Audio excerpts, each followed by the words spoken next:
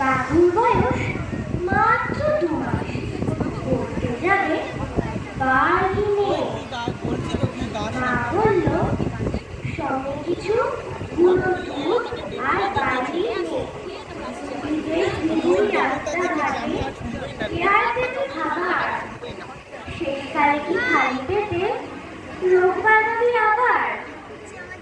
বাবু বলল একটু মা, তোমরা তো ভাবো না, বলো পেটের ভিতর খাবার কি আর পাবো না?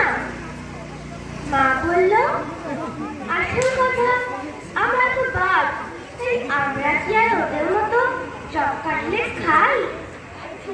হাসতে হাসতে বলল বাবু আমি কি আর পাগল?